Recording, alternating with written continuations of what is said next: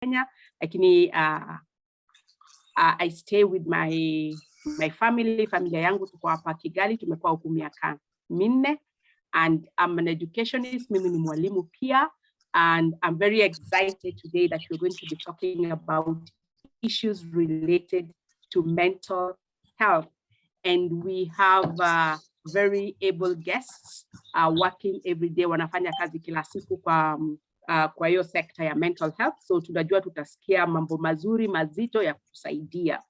Kabla tuanze, I will just maybe try to first of all give a little bit of a background why this is really important. Kwa nini ni muhimu leo siku ya sherehe tukuje pamoja tuongee mambo ya mental health kwa walimu. I've been looking at some information around issues related to mental health, and especially in Africa, Africa.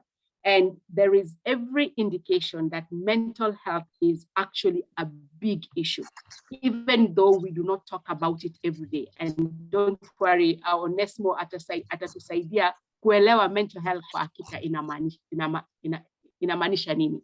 So I was looking at the information that is there, and there is concern that actually mental health is a silent pandemic or epidemic, that there are many people who are being affected by mental health.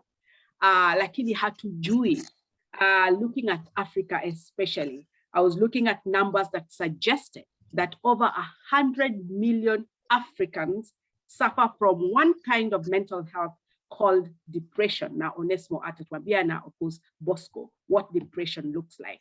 And out of this 100 million, it is said that actually 66 million of those 100 million are women. So I think mimi nilikuwa nafikiria sisi wanawake hawakui na mambo ya mental health sana kushinda wanaume, lakini what I'm seeing is actually telling me a different story. The other issue about mental health, why it's a concern, is the fact that our governments are not spending as much money on issues related to mental health. Na huwa tunasema mental health is health. And Onesmo will tell us why that statement is important at some point in his presentation. So right now we are told that our governments are spending less than 1% of our GDP on issues related to mental health. This is Africa. I know Africa is very different. So we want to hear what's going on with mental health in Tanzania, and our colleagues will give us a sense about that. The other challenge, of course, is that the issues of the mental health personnel, while in other countries, there are around 9 people for every 100,000 people, and 9 mental health professionals for around 100,000 people. The article I was reading suggests that in Africa, we only have 1.4 people for every 100,000 people. In fact, I saw that in Zimbabwe, it could be as much as one person for over 500,000 people. So this is something worth looking into. But today, leo tunataka kuangazia mambo ya mental health.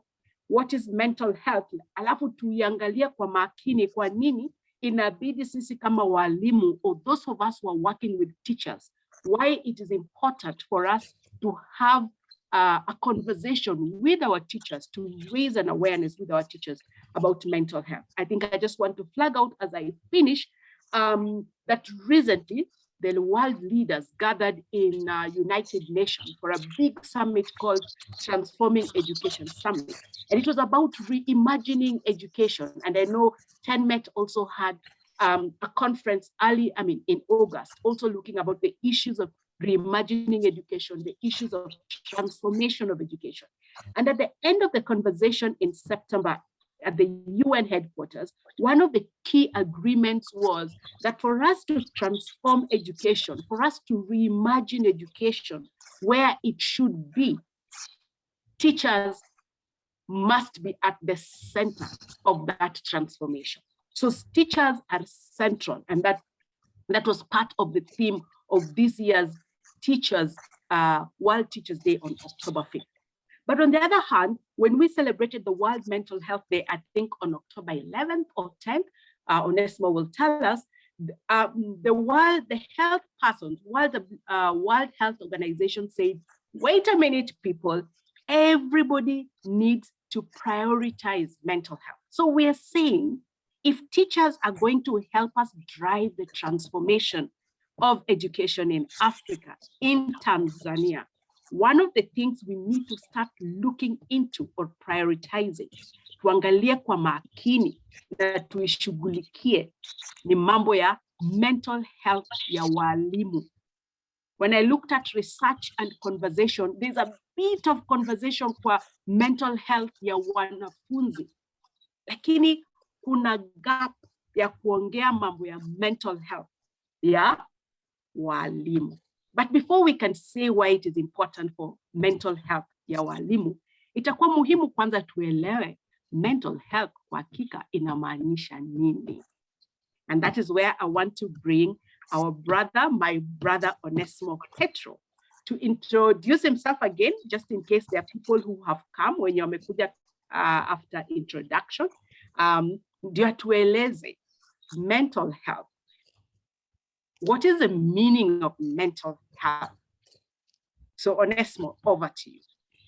Thank you very much, thank you very much. I don't know what should I start with, but obviously it's thanking you guys to give us such opportunity to educate you guys about mental health. Yes, we have been in the field, especially me, have been in the field, and I know most of the things. Of course, not everything. I know you are a teacher, but you may not know everything about teacher. True. So yes, I've been in the field, and that's how we came up with this organization to do something about mental health. As you guys know, the situation, and thank you very much for giving a good introduction for data and research and record. So you simplified my work. I want to go that side. Again, let's agree that we take one side among many sides, because if we look at challenges, a lot of challenges, we don't want to go there. There are success, what countries have been done, and individual and organization, whatever, something has been done. Let's not go there. I think so.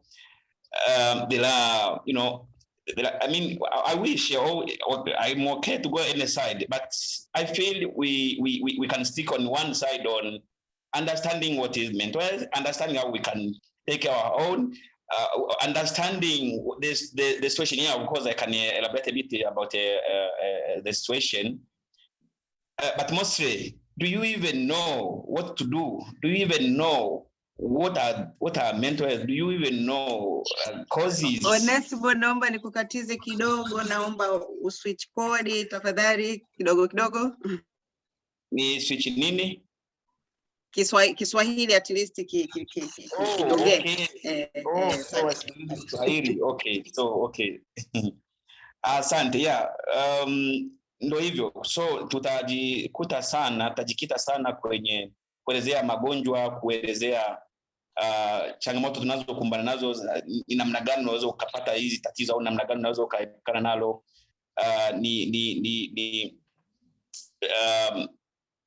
Factors ambazo zinasababisha magonjwa ya akili na mambo kama hayo. Again, nasema kwamba mkisema tuende kwa upande wa challenges in the countries in the world, also pia niko okay na tunaweza kufanya hivi. Kwa hiyo ngoja nianzie hapo sasa, tutaona tuna muda kiasi gani kama tunaweza kuenda upande mwingine. Nianze kwa maana ya afya ya akili. Afya ya akili ni maisha yetu ya kila siku. Najua risali moja mawili kabla tujaanza ulikuwa na stress, sijui itakuwaje, sijui hiyo ni afya ya akili, sijui itafanikisha au umeplan hii meeting, unajaribu kutumia akili kwa kuplani na mambo kama hayo. Kwa hiyo ni ndio hiyo afya ya akili.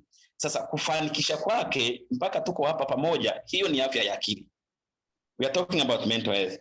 Hiyo ni afya ya akili. Ungeshindwa sijui technology, sijui nitamuita nani, sijui mimi siwezi.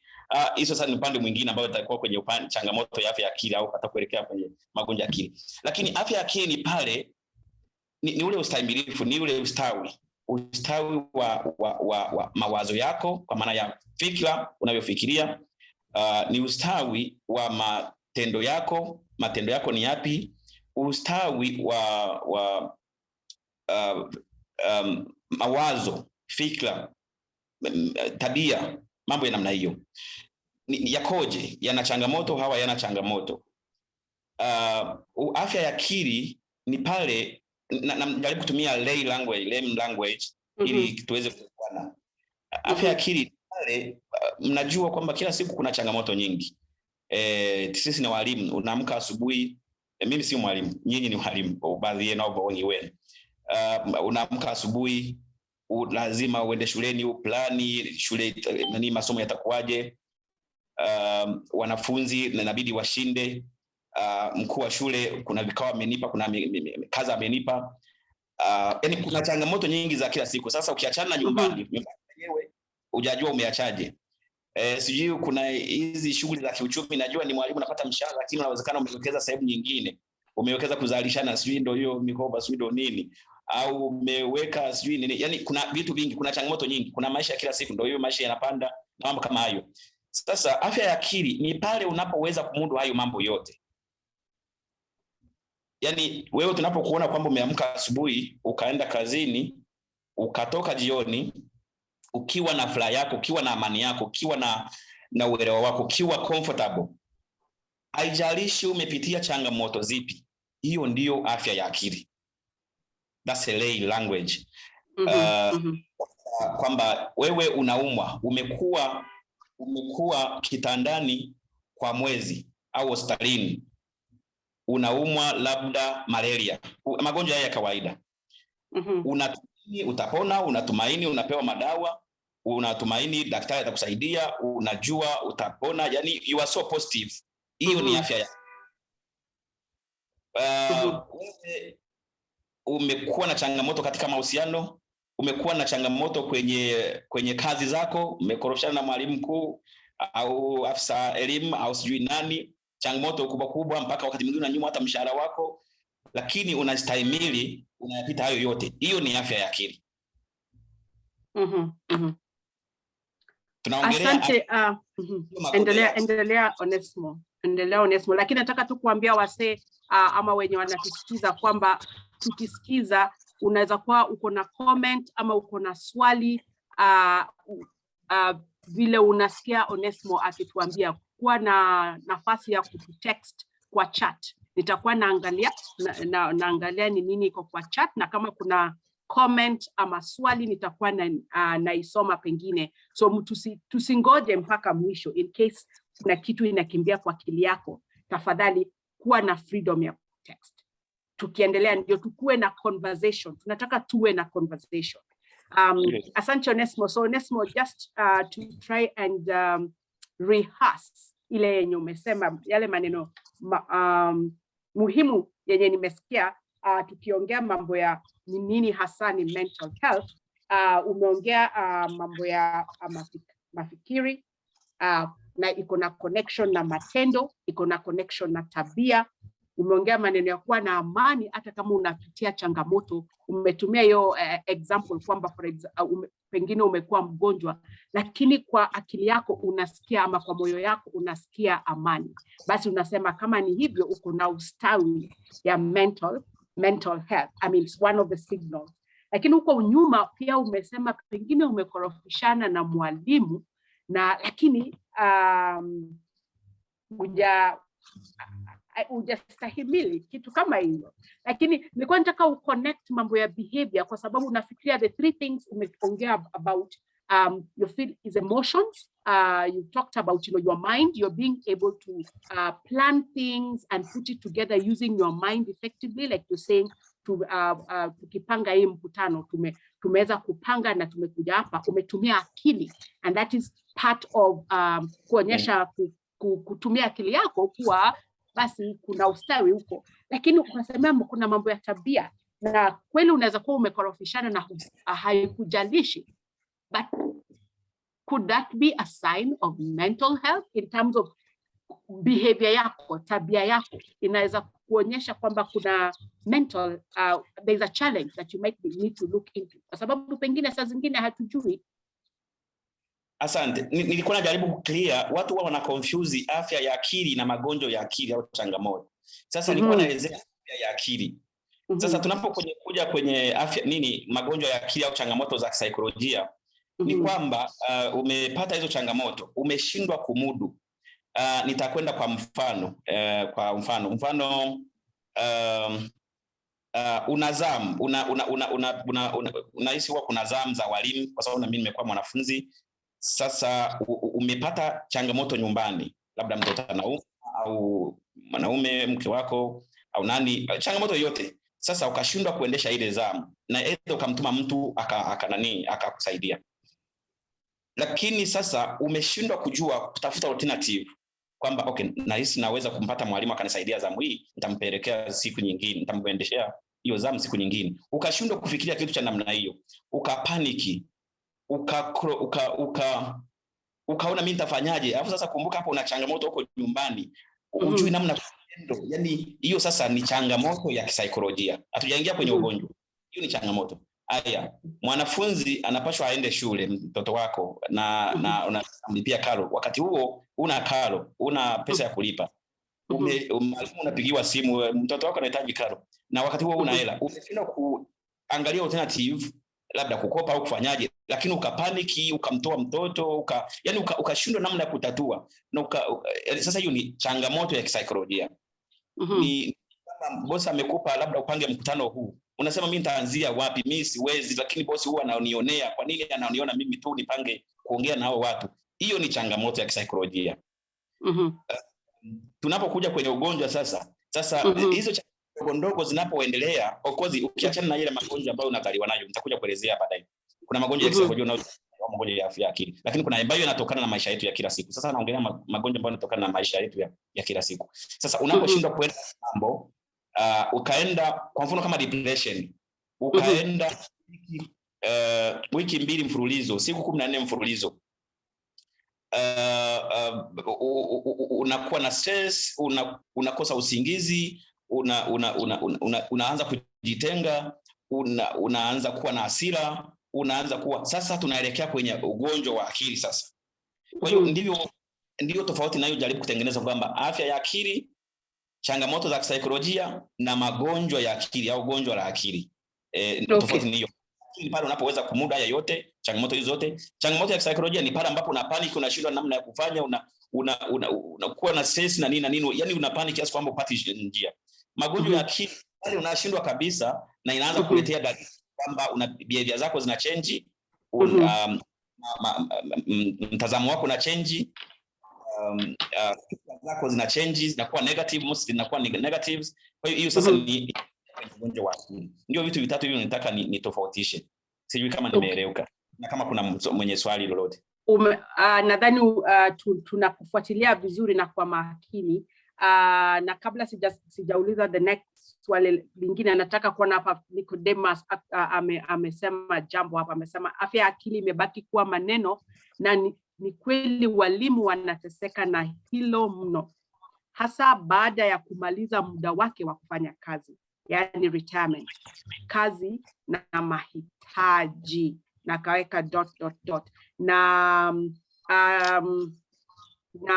Tenmet pia amesema kuna swali unaweza kuuliza kwa kuandika katika chat box. Basi ndio hivyo, in case uko na swali, comment, vile Nicodemus ako na comment, please feel free uandike kwa chat box. Alafu last 15 minutes tutakupatia ruhusa ya call in, uulize. Alafu Onesmo ama Bosco kama ameingia. Bosco, kama umeingia, tafadhali ujitambue ndio tujue umeingia, ndio tukupatie hiyo nafasi ya kuongea. Lakini just to rehearse some of the things zenye umesema, nimesikia hapo mambo ya kupanic. Kuna shida imetokezea, alafu inakupatia uoga, unapata ni kama umefreeze, huwezi kufanya kitu for some time, kwa sababu ni kama akili imepotea.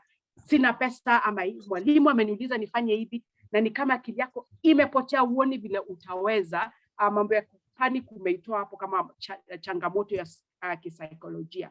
Alafu umesema hizi zote zinaweza kuja tuseme ianze kuonekana kama depression. Na umesema kwa ukiwa na depression, some of the things that you might present symptoms zinaweza kuwa unakuwa na stress, usingizi, ukienda kulala ni kama unakuwa na ni kigumu kupata usingizi, haulali vizuri vile ulikuwa unalala, mambo ya hasira, pengine kitu kidogo tu kitokezea, iwe kwa classroom, iwe nyumbani, unaweza kuwa na hasira. Ni kama hasira yako inakuja tu, hata wewe hujielewi ni kwa nini hiyo mambo imekukasirisha hivyo. Alafu umesema pia saa zingine unaweza kuwa unajitenga kwa watu, pengine ulikuwa na marafiki kwa staff, ulikuwa unaongea na walimu wenzako, ulikuwa pengine during break time unakuwa part of the conversation, lakini unaanza kuona sasa siku hizi hauongei ama unajitenga. Alafu so those are some of the things umesema kwa symptoms ya hii mambo ya depression. Na vile nilikuwa nasema nikianza hii mambo ya depression, kidogo tulikuwa tunafikiria ni mambo ya watu wa nje. Ni depression ni ugonjwa ya wazungu, sio ugonjwa yetu. Sijui inaitwaje kwa Kiswahili, lakini when we look at the data, it is actually showing that depression is in our midst. Depression is in our midst. Na vile nilisema, in our midst over 100 million they say, na pia ni kama wamama zaidi, inapata wamama zaidi. So Bosco amesema ameingia na sasa anaweza kuongea. Bosco, tafadhali, nataka kupatia usukani, introduce yourself. Ninataka vile umesikia Onesmo akiongea, kama kuna kitu unataka kuongeza kwa ile mambo ya ametueleza ambayo changamoto, na ameanza kuongea mambo ya depression, if there's something you want to add, and then maybe connect it to this issue of depression, what your thoughts are. Ni kweli it's a silent pandemic in the country, and why is that the case in the continent, and why is that the case? I'll as I come back to our main question. So Onesmo, unaweza kunywa maji kidogo, Bosco akiingia na akichukua usukani. Bosco, karibu. Bosco? Naona amemute. Habari. Ya sasa hivi niko hewani. Haya basi, uko hewani. Karibu sana Bosco. Misiotieno. Asante sana. Habari yako? Salama. Kwa swali lako, nikianza kujibu swali lako kwa kujitambulisha. Kwanza naitwa Bosco Nasihi, mwanasaikolojia Nasihi. Ndio kutoka Tanzania, lakini pia kutoka taasisi ya Mental Health Tanzania. Sasa swali lako linauliza kwamba ni kweli kwamba haya magonjwa yapo, lakini pia kwa kuendelea kuna swali la Tanzania Education Network ambao unauliza unatenganishaje afya ya akili na ugonjwa wa akili ambao nasimama elezea. Kiufupi ni kwamba watu wengi wanaumwa na watu wengi wanapitia changamoto kama Onesimo alitangulia kusema hapo awali, na zaidi ni kwamba hata wanaumwa unakuta hawajitambui kama pia wanaumwa. Hiyo ni changamoto. Lakini yale changamoto walizonazo zinakuja kujionyesha sana kwenye matendo walionayo. Sasa ningependa zaidi Onesimo aweze kuendelea katika huu wakati wa utambulisho, kwa sababu tumegawana sehemu ambazo yeye anapaswa aweze kuzungumzia, lakini pia na mimi nitakuja kuzungumzia. Onesimo, Bosco amekurudishia microphone. Sasa hebu endelea tafadhali. Asante. Kuna comment aliyotaja hapo, amesema kwamba niseme hivi, kila kundi, kila rika lina changamoto zake. Watoto wana magonjwa yao, vijana wana adolescents wana changamoto zao, vijana wana changamoto zao, watu wazima wana changamoto zao, wazee wana changamoto zao, na hivyo na gender pia. Wanaume wana changamoto zao na wanawake wana changamoto zao. Umekweli sema kwamba unaona wanaume wanakuwa na shida. Kwa hiyo ndio yuko kwamba utatenganishaje kazi na mahitaji na nini? Ndio, unapokuwa kwenye level fulani unakuwa na changamoto fulani. Maliza yote kuyasema, lakini labda tutapata muda mwingine kuna nini. Lakini naomba niendeleze kwamba nimetoa maana ya afya akili, nitarudia kama utaenda kusema. Nimetoa maana ya changamoto za afya ya akili, na nimetoa maana ya magonjwa ya akili, kwamba unaanza na afya, unaposhindwa kumudu unaingia changamoto, unaposhindwa kumudu changamoto unaingia kwenye magonjwa. Lakini labda unless kuna swali jingine, lakini ningekwenda kwenye sababishi vya haya magonjwa au changamoto za saikolojia au ndio ningependa kusema baadhi tu ya sababishi. Pengine kabla hujaendelea, Mohamed Ali hapa anasema tafadhali naomba tofauti hii irudiwe, hasa changamoto ya kisaikolojia na tatizo la afya ya akili na ugonjwa wa akili. Pengine just in summary ndio usukume mbele for the sake of Mohamed Ali. Okay. Ngoja nirudie kwa kutoa mfano. Mfano, najua wengi wenu ni watu wazima kwamba umeoa, matarajio mengi huwa ni kupata mtoto. Ni furaha, yani ni furaha kwamba mke wako amepata mimba, ni furaha ya familia na nini. Lakini huyo mama aliyepata mimba from inside hiyo si furaha, ni afya ya akili, si nzuri ameipokea. Sasa inside anawaza, hii nitafanyaje? Nikishapata mtoto nitafanyaje? Nitamlea je? Nitaweza kumbeba? Kweli nitapata mtu akunisaidia? Sijawahi kuzaa.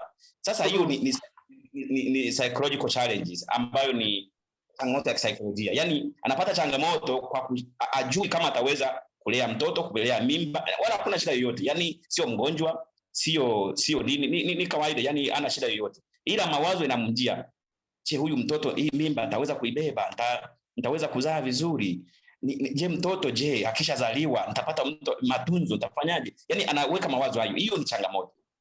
Sasa hiyo changamoto inapoendelea kufikiria hivyo, negativity inside in their mind kwa mfululizo wa muda fulani, kwa upande sasa unaweza kudevelop magonjwa mbalimbali, lakini moja wapo unaweza kudevelop ni sonona ambayo ni depression.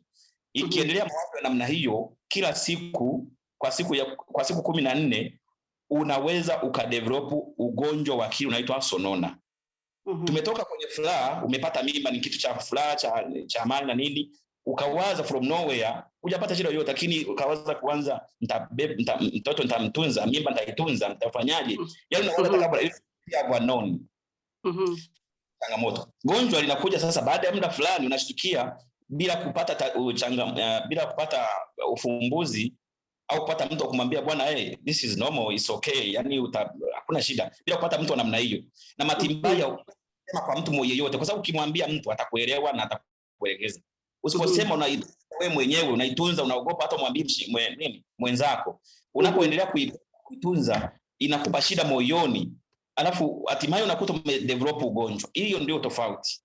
Kwa mfano huo atakuwa ameelewa. Sasa huyu mama, tutumie huyu mama tafadhali, akiwa na changamoto, ako anxious, anafikiria, anaona shida pengine ambayo hazipo. Huyu mtoto pengine sitamlea vizuri, sijui kama nitaweza kumbeba, sijui kama atakuja kama ako na afya nzuri, so ako anxious. Lakini umesema akikaa hivyo tuseme kwa muda refu mpaka anakuwa na sonona, depression. Sasa at the stage of depression, what are the symptoms sasa atakuwa anaonyesha? Okay, good question, and that's a good chip in. So huyo mama baada ya siku 14 ataanza kukosa usingizi, kwa sababu yale mawazo yanakuwa yanajirudia asubuhi na jioni na usiku amelala. Ina mimi kwanza na kulala atashindwa kulala, kwa sababu atasema labda nikilala hivi mimba mtoto ataumia tumboni, au labda nikihama, au labda nikifanya hivi, yani hata yale mazoezi ya kawaida ambayo anashauriwa na daktari hata yafanya. Kwa hiyo muda wote atakuwa anawaza, anakosa usingizi usiku. Anaweza akakosa hamu ya kula, ile hofu, yani unajua inakuwa automatic, inatengenezwa tu kwenye akili kwamba wewe una wasiwasi, una shida hii, kwa hiyo huwezi kupata hamu ya kula, kwa hiyo unakosa hamu ya kula. Wakati mwingine ataanza kujitenga, ni baadhi ya mifano ambayo nilikuwa nimetotoa. Ataanza kujitenga, atataka kuonana na watu kule, kwa sababu ataanza kujidharau, yani ile self esteem inashuka. Anaona atanizarau kiona na mimba, au ataona kwamba mimi sijui sitaweza kumtunza mtoto. Yani anayowaza, anawazia wengine watamwaza hivyo. Anaanza kujitenga sasa, kujichangamana na makundi mengine.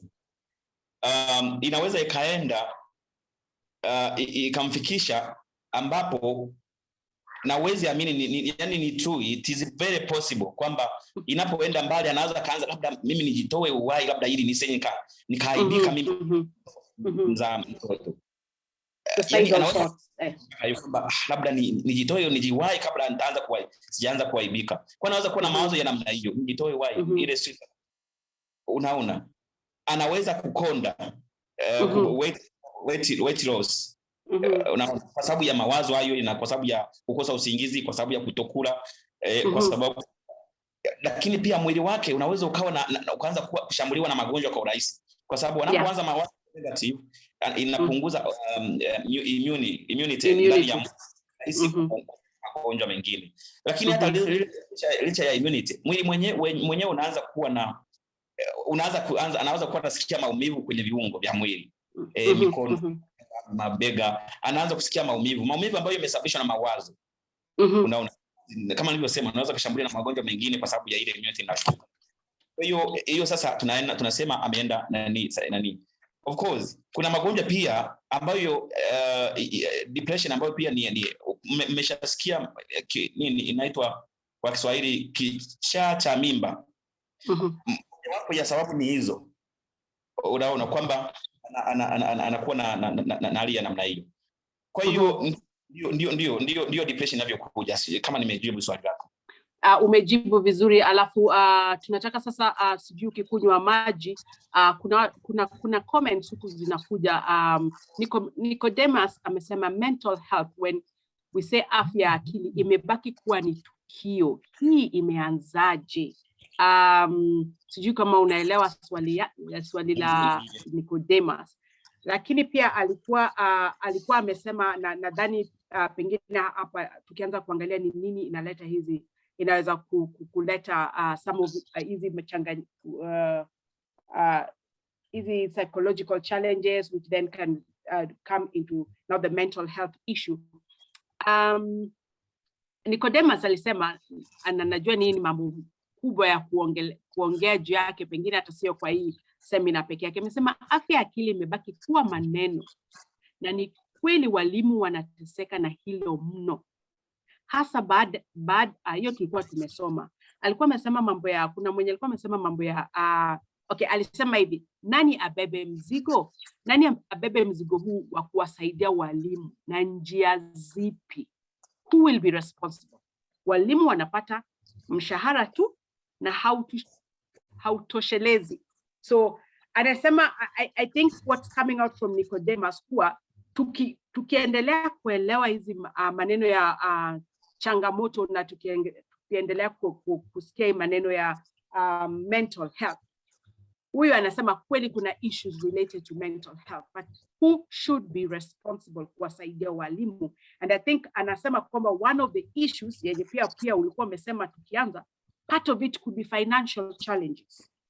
And since pengine there's no change, there's no hope, or rather the salary, mshahara pengine haita change hivi karibuni. Tufanyaje? Watafanyaje? Ni nini? Nani ataweza kuwa responsible? So sijui kama unataka kuunganiza hizo mbili, hiyo mambo ya hiyo tukio ilitokezeaje na hii mambo ya who should be responsible. Yes, nianze na huyu aliyesema yamekuwa maneno, na kama nimemuelewa vizuri ni kwamba nasikia akili afya maybe aoni actions zote zinazochukuliwa ni yamekuwa maneno. Ni kwamba aoni action. Ni kweli namfurahi kwanza saa hizi kuna maneno, kwa sababu mwanzo ni hayakuwepo haya maneno. Usingesikia Kenya mna wahadhari, Tanzania usingesikia maneno ya afya ya akili. Yani kusikia neno afya ya akili au mental health, it was very rare. Now at least anaanza kuongelea. Sasa tunapokuja kwenye kufanyia kazi na sasa na huyo mtu wa pili anayesema who is responsible. Someone who is responsible for your mental health is you. Ni wewe, sio serikali, sio mwajiri wako, sio sijui nani, ni wewe. Hebu niambie nani anakuwa responsible unapokuwa na homa, unapokuwa na malaria, unapokuwa na depression na nini. You are responsible for your mental health. Anachoongelea ni ile support ambayo tuna haki ya kuzipata kutoka serikali. Kwa mfano kuweka mazingira rafiki, kuwa na wataalamu ambao unaweza kupata kwa urahisi, kufund labda hizo organizations zinazotoa hizi huduma ili kawa ili kuwapata mashule waajiri wa psychologists. Tunajua hiyo ni very responsible for the government. Lazima kila shule iwe na psychologist au counselor, unaona, lakini Tanzania sio hivyo na most of the countries iko hivyo. Kwa hiyo aliye responsible ni wewe. Unapoona kwamba kuna changamoto, hebu jaribu kwenda kutafuta msaada. Nitakuwa nimemjibu. Okay. Sijui kama Bosco anaona kama anataka sasa kuingia kuleta ile his part of contribution, lakini nataka tu emphasize hiyo mambo yenye nimesema kwamba first and foremost tuone kwamba the responsibility is mine, but part of that responsibility kuelewa pia ni kujua symptoms ambao umesema umetuambia, umetuelezea. Nikiona kwamba mimi ni mwalimu na ninaona usingizi siku hizi sipati vizuri, badala ya kulala ninakaa tu silali vizuri, ingawa niko kitandani silali. Nikiona kwamba niko stressed, niko na mawazo, nikiona kwamba nimeanza kujitenga, those are symptoms. Just vile homa, unaanza kusikia your throat, unasema nafikiria nitakuwa na homa, wacha niweke kitunguu, sijui niweke nini nikunywe. So it is important that one of the important things about this conversation, nini kwa hii kuongeleshana, ni kwamba tujue symptoms, alafu tujue we are responsible. So if I'm stressed, if I feel like I'm stressed, pengine ni mshahara, na ninajua mshahara ita change kesho juu niko stressed. Pengine ni kazi, kwa sababu walimu wanakuwa na kazi nyingi. Huwa nasikia walimu, juu mimi hufanya kazi na walimu hapa Kigali, na huwa wanasema Rwanda, wanasema especially wakati wa examination, they normally say it's one of the most stressful time because of the number of examination sheets sometimes that somebody has to work on. So I like what Onesmo is saying, that we must understand that the first person that is responsible for our mental health is ourselves. But if you are a leader, we also have the responsibility to find out what can we do in the environment to ensure we reduce tusipatia watu changamoto ya kuwa tuseme stress. And but on the other hand, Niko anasema kuna hiyo attitude tunafaa kuwa nayo, and I think is the issue. I know huko umefikia mambo ya ugonjwa, pengine utaongea kidogo juu hiyo, kwa sababu Niko anasema hapa kama kuugua ugonjwa wote ni kawaida,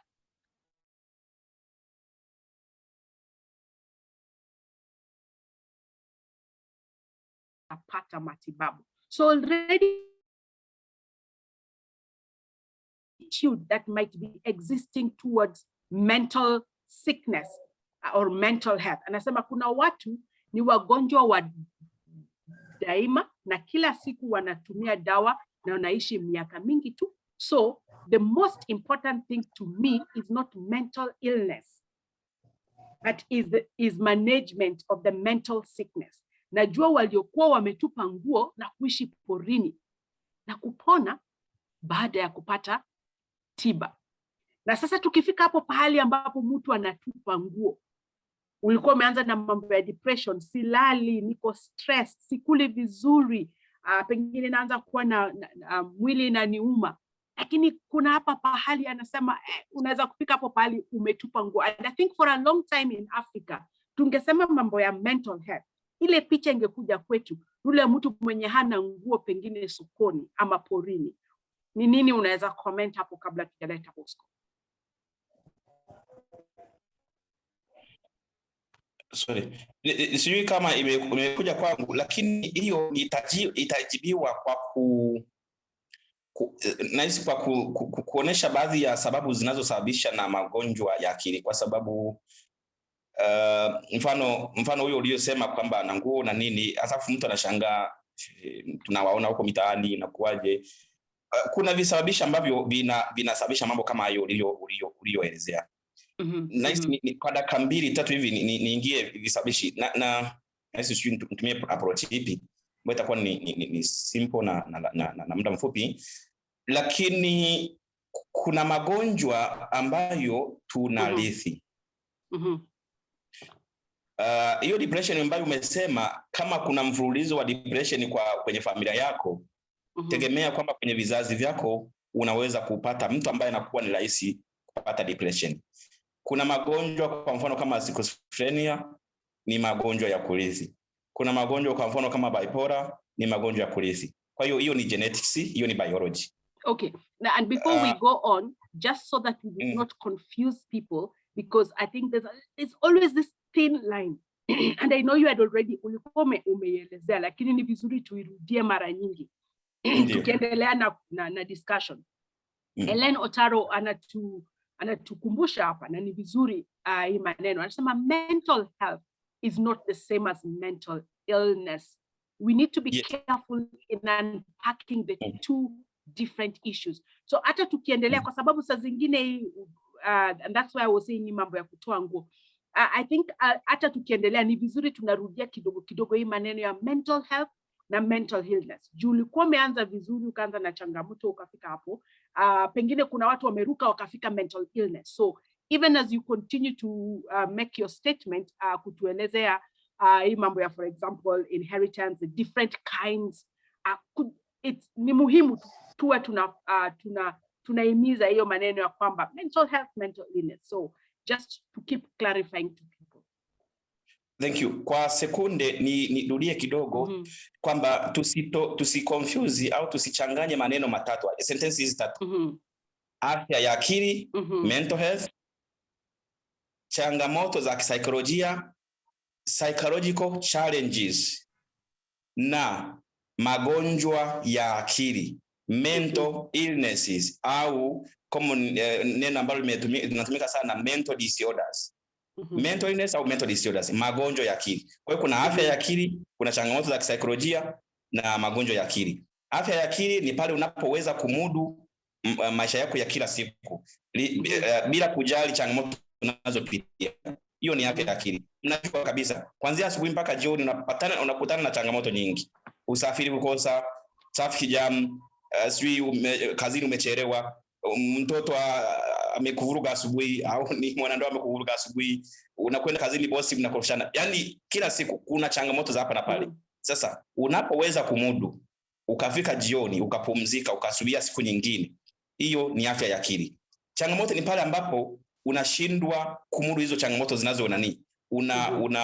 unakuwa na mawazo, unakuwa na stress, unakuwa na msongo wa mawazo. Unawaza nifanyeje. Hiyo ni psychological challenges au changamoto ya kisaikolojia. Inapozidi hapo sasa, inapoendelea tatizo, unapokuwa hapo, ndo unaingia kwenye magonjwa ya akili. Sasa itategemea ni nini kimesababisha ugonjwa fulani, kwa sababu unapoenda kwenye ugonjwa sasa, kuna magonjwa mengi ya kisaikolojia ambayo nitakwenda kutaja sababu. Kulingana changamoto yako ulionayo itakupelekea kupata ugonjwa fulani. Nimetoa mfano wa depression, namna gani unaweza kuwa depression, ukapata depression. Kwa hiyo kulingana changamoto ulionayo itakupelekea ugonjwa fulani kwa sababu ya zile changamoto, kwa sababu kila ugonjwa unakuwa na changamoto zake. Na ndivyo sio changamoto. Kila ugonjwa unakuwa na sababu zake. Ile causes, unaona. Na ndio maana nilikuwa nasema kwamba niende upande wa sababu sasa. Moja nimesema hiyo ya kisaikolojia, ya kibiolojia au genetics, ile ya kurithi. Kuna magonjwa ambayo unaweza ukarithi. Na sasa hiyo ya kurithi niongezee kidogo kwamba unaweza ukarithi huo ugonjwa lakini usijitokeze kwenye maisha yako. Yaani unaweza ukazeeka, umeurithi huo ugonjwa lakini unaweza usipate dalili zisijitokeze. Lakini pale unapojitokeza ukapata stimulation, ukapata trigger fulani ambazo zinaweza kuleteleza huo ugonjwa. Kwa mfano ambao wanaorithi labda schizophrenia au bipolar, ukitumia vilevi au madawa ya kulevya au kaingia maisha ya stress, ni rahisi sana kujitokeza hizo dalili na ukanani. Tutoke kwa biology. Kuna hii ambayo nimekuwa nikisema mara kwa mara kwamba maisha ya kila siku tuna visababishi vingi. Ni uchumi kama ambavyo umesema, umaskini, kazi kuwa nyingi, asubuhi mpaka jioni huko kazini, jioni unakwenda na kompyuta unamalizia nyumbani, asubuhi inabidi uamke mapema 11 wengine uende kazini, na katikati hapo unakuna ili na hili. Hizo zinaweza kuleteleza magonjwa ya akili. Nyinyi walimu ni mifano mizuri kwa upande wa burnout. Na huyu ametoa mfano wa wakati wa mitihani. Kuna burnout nyingi. Yani hizo burnout sasa zinapoendelea unaweza ukadevelop ugonjwa mmoja wapo wa akili. Sasa inategemea mtu na mtu na sababu iliyoelekeza.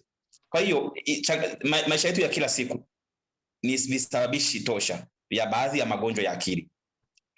Ni uchumi, unasomesha wanafunzi, una watoto, unatunza familia fulani, kazini mshahara utoshi, mikopo tunayojikopesha, majirani tunaokuwa nao wanaweza kuleteleza tu ukapata ugonjwa wa akili, vinywaji tunavyotumia, vyakula tunavyotumia, vyote hivyo vinaweza kusababisha magonjwa ya akili. Tukienda kwenye psychological ambayo na yenyewe imerelate na hiyo maisha ya kila siku kwamba umegombana na mwalimu au mkuu wa shule, mtu wako nani wako wa kazi, resolve, yani hujatengeneza kwa lugha ambayo hujatengeneza huyo mtu kaa na hasira, hiyo inaweza pia kusababisha kitu kingine ukaenda nini kwa. Sasa kuna hii, najua kuna watu ambao kuna maswali ya kwamba mbona kuna hasira, kuna kupigana, kuna nini. Sasa pia na yenyewe inategemea. Unaweza ukawa naishi na mtu, inawezekana akawa jirani, akawa ndugu yako, tumeona magomvi kwenye familia, ndugu na ndugu wanagombana. Unaweza ukawa naishi na mtu, mkakwaruzana kitu kidogo ambacho mngekaa ndani ya dakika 2-3 mkasolve, lakini hamkulitatua. Mnakwenda siku ya kwanza, mnakwenda wiki ya kwanza, na kila muda unavyopita jambo jipya linajitokeza, kitu kidogo kinaendeleza. Sasa kama ni mwanandoa inakuwa ni rahisi kushambuliana. Unakuta muda fulani unafika mnaanza kushambuliana. Yaani unapo mshambulia mtu au neno gani zuri, unapomdhuru mtu mpaka ukamsababishia kifo, haimaanishi umemkatilikia hapo. Kuna mambo ambayo yamekuwa kiendelea, na bahati mbaya sasa unaweza ukajiuliza mbona amemuua huyu baadaye ya moyo, kwamba labda akumuua mwanandoa ambaye alikuwa na changamoto naye akamuua mtu mwingine. Ni zile hasira ambazo ameziamisha kutoka kwa huyu, ikatokea trigger fulani, ikatokea mauti nini, ile panic au nini namfikia huyu. Ndio kwa mfano unaweza ukaenda na marafiki zako baa kunywa, ukakuta kule unaanza ugomvi na watu, kumbe maskini wao hawakuwa target ni na mtu fulani ambaye alikuwa na changamoto naye. Lakini pia mara nyingi inatokea pia wao wenyewe watu unamtunzia kwamba subiri, kuna siku wewe mtu umeshanichosha, wewe mtu unaweza kumdhuru kwa namna hiyo. Ndio maana hivi visa vinavyotokea kwenye jamii zetu kwamba mtu anajiuliza mbona alikuwa ni mtu mzuri, mbona alikuwa, lakini ni zile hasira ambazo zinatengenezwa ndani ya moyo ambazo hazipati resolution ndani ya maisha yetu ya kila siku. Na hivyo ni visababishi vya namna hiyo na mambo ya namna hiyo. Nisiende sana kama kuna swali lolote kabla sijaendelea pengine kwenye visababishi. Okay, I think ni vizuri sana vile unasema hiyo mambo ya hasira, hilo ya kuwa na place. Ni vile tu ukiwa ukipika na sufuria na uifunike na kuwe na moto mingi na uko umetoa place ya hiyo hewa moto, the steam to come out. Na if it is very tight, inaweza kuexplode na ilete accident. So vile ninakusikia vile unaeleza, nikiwa niko na stress, niko na hasira, hiyo kuna hii weight and burden niko nayo, pengine kazi ni nyingi shuleni, lakini sina pahali pa kuvent out, ya kutalk about it. Inakaa, alafu siku nyingine kitu kidogo tu kifanyika inaweza kuexplode. Alafu unaona kitu imefanyika ambayo haielewekani, unasema lakini umsesi. Unajua hata na wewe unakuwa uelewi wakati mwingine, unaweza ukafanya jambo kama nimefanyaje, what happened, why did I do this? Yeah, and I was just looking juzi nikiwa I was having a same conversation on mental health with teachers, and I think it is important because we are talking about this as teachers, and as we listen ni vizuri tuisikie hiyo mambo ya stress, tuisikie hiyo sources. And we need to ask ourselves, hii mambo ya kurelease inamaanisha nini? I was looking at some news, and I just went randomly, and I think I went to Nigeria because and I saw, for example, news items: teacher arrested for flogging 19-month-old baby to death. Another teacher sentenced for killing a student. You know, sometimes unaona mwalimu amechapa mtoto na hasira mpaka kumekuwa na jambo kuu, umekuwa mambo ya kwenda mbele.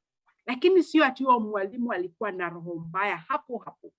vile unasema inaweza kuwa ni kitu. Samahani, ngoja nitoe mfano mwingine ambao ulitokea hapa Tanzania baada ya kupata historia of course, na inakuwa hivyo kawaida, yani from psychology perspective, kwamba huyu mtoto amelawiti watoto wengine wenzake 14 au 16 kitu kama hicho, miaka 16 something like that. Sasa unajiuliza amewezaje? Historia inaonyesha kwamba na yeye alifanyiwa hivyo, kwa hiyo na yeye akaanza kufanyia wengine. Sasa ona sasa inavyokuja, huyu mtoto ni innocent kwa maana ya kwamba yeye alifanyiwa, kwa anakwenda kujaribu kwa wengine, na either alikuwa anajua anachofanya au alikuwa ajui, lakini ni kwa sababu ya experience. Ndio hivyo uliosema kwamba amefanya watu ni 10 ngapi hizo, I mean like ni kwa sababu ukiangalia sasa, sisi mtu anapokuja kwetu huyo au tunapoletewa kesi ya namna hiyo, unajua kwa nini amefanya vile baada ya kuinterrogate of course and having some sessions with them, unajua kwa nini amefanya vile. Sasa inakuwa ni ngumu kujua kwamba kwa nini huyu amefanya hivi. Yani leo ukisikia nimefanya kitu kibaya ukasema mbona huyu ndo nilikuwa tunaongea naye jana alikuwa anaongea mambo kama haya, lakini kumbe ungeniuliza, yani nikaja kwako ukani from professional perspective ukani cancel, unaweza kujua kwa nini nimefanya vile. Na hii magonjwa ya akili, afya ya akili, psychological challenges hazina mtu mwenyewe, yani everyone is concerned, everyone is a victim. Yani mimi everyone is a victim. Yes, mimi hapa nayeongea hapa, uwezi jua kesho kuto unaweza kusikia nimefanya kitu cha psychology alafu unajiuliza.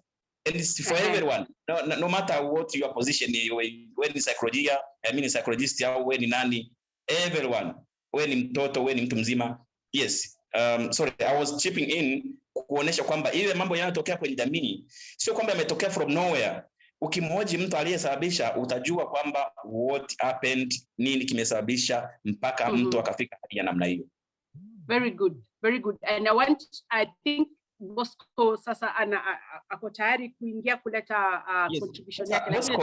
Sorry? Samani, Bosco sasa aendelee kwa sababu actually upande wake ulikuwa ni kwamba tumalize hii session ya kuelimishana kujua masuala ya afya ya akili. Yeye aingie kufundisha pale unapokuwa na changamoto hii unaweza ukaitatuaje. Ingawaje muda utoshi, maneno ni mengi, tungependa kuongezea mambo mengine, lakini kwa wale ambao wamejifunza kidogo, yeye alitamani kufundisha namna gani sasa una changamoto, una mitihani, una burnout, asubuhi mpaka jioni uko kazini, jioni unarudi na kazi, asubuhi unarudi na kazi, mtu amekosea, utafanyaje? Yani utajiokoaje?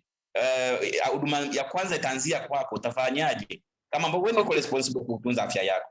Kwa hiyo ndio session yake. Karibu. Very good, very good. I want to bring Bosco in, na nataka tu nisome kidogo zile maneno watu wanasema ambayo inahusiana na ile anaenda kutuambia. Kuna mmoja amesema kadri unavyoendelea kufafanua naona kuwa kuna uhusiano mkubwa kati ya akili na mwili. Je, tunawezaje kuboresha mahusiano hayo ili tuendelee kuwa na afya ya akili? Alafu kuna mwingine pia amesema katika utoaji wa adhabu, mara nyingi walimu huadhibu wanafunzi kama sehemu ya kutoa hasira zao, na wakati mwingine hizo hasira zinaweza kuwa zimechochewa na mambo mengine ya maisha yake ya kila siku. So kuna comments zingine Fidia pia ameandika na tenement. Lakini sasa tunataka kuwe hapa tu Bosco, tutafanyaje sisi kama walimu? Tumesema nobody is immune to issues related to mental health, and there are trigger points. Walimu wanafanya, the workload, the mshahara, all these things. So we know that as teachers tutaweza kuwa na hizi changamoto.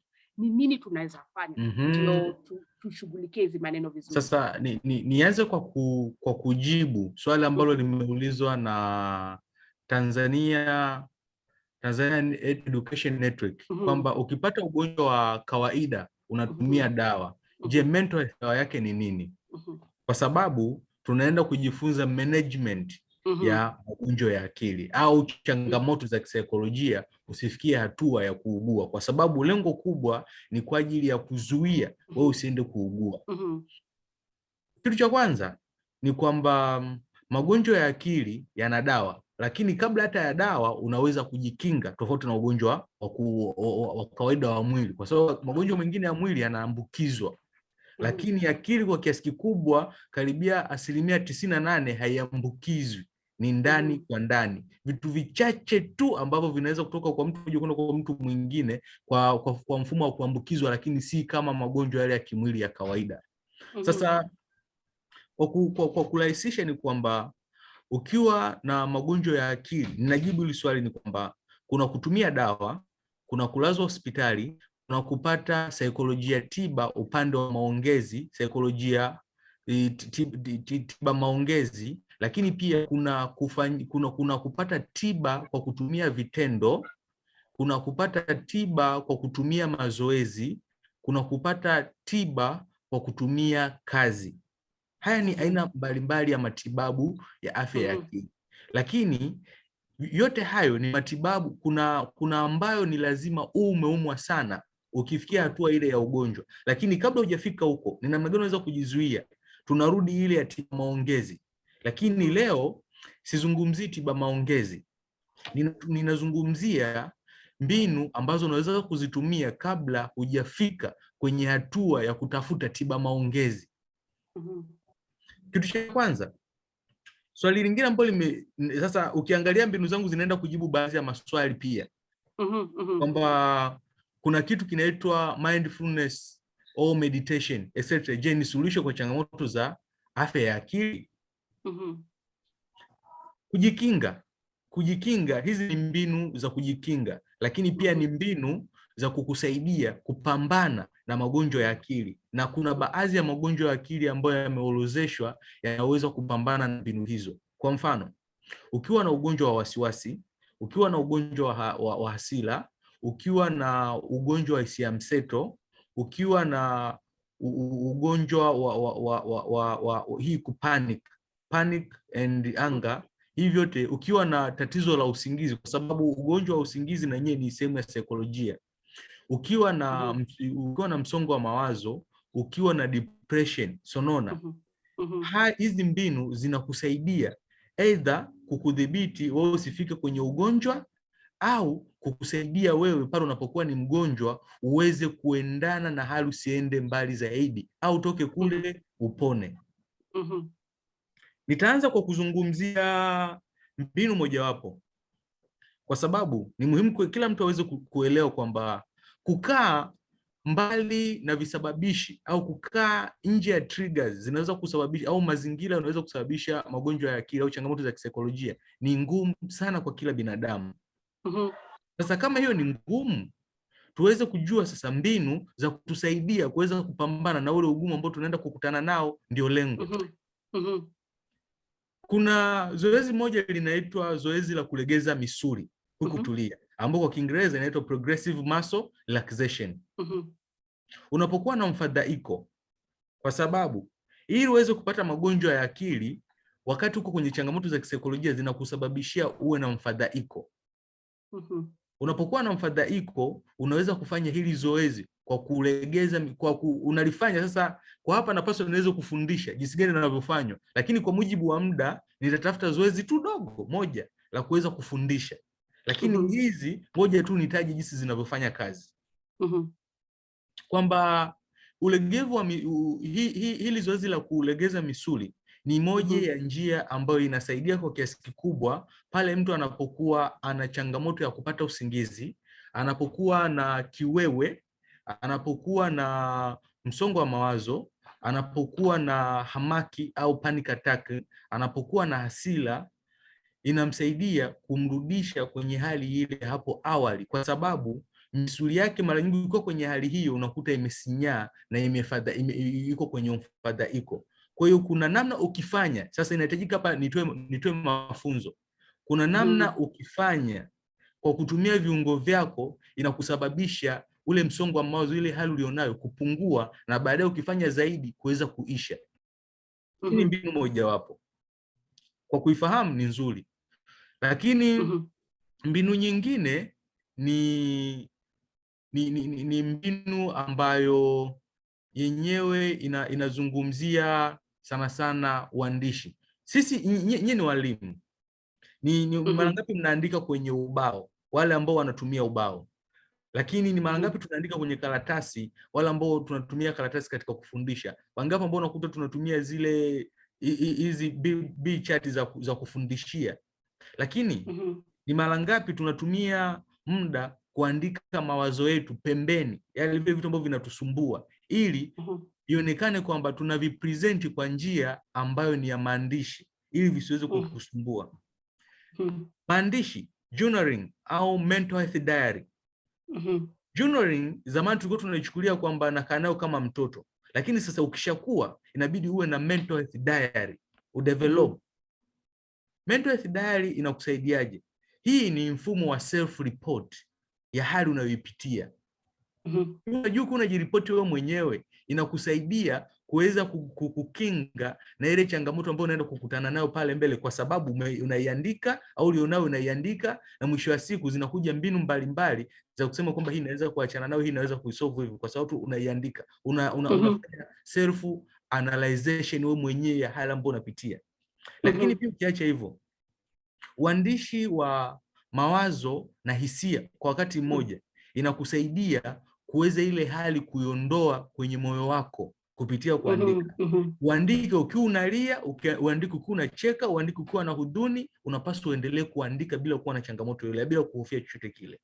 Ni muhimu kuweza kujua kwamba mental health diary inamsaidia mtu mwenye matatizo mbalimbali ambao kwenye progressive muscle relaxation, ile ulegevu wa misuli niliweza kuzitaja, kwa mfano stress, depression, anxiety, na ukija kuangalia hizi zote zinatokana na emotions, ziko connected na emotions. Ukiwa na hasira, ile hasira yako ukaiandika chini kwamba mimi namchukia mtu fulani, kuna mwanafunzi fulani amenisema vibaya, amenitupia kitu ndani ya darasa, sitaki kuonyesha wanafunzi wengine kwamba mimi ni mkorofi kwa wao, kwa sababu mimi wananifahamu. Au kwa wale ambao wanafundisha shule ambazo ukimwadhibu mwanafunzi ujue kazi hauna, kwamba nahitaji niendelee kuwa na kazi. Sasa hii hali inanitokaje? Hisia zipo, hasira ipo, wasiwasi upo, kwa sababu ukiwa na hofu ya kupoteza kazi, mwanafunzi pia alikuuzi, una vitu viliko wakati mmoja, una hasira, una wasiwasi, unavipeleka.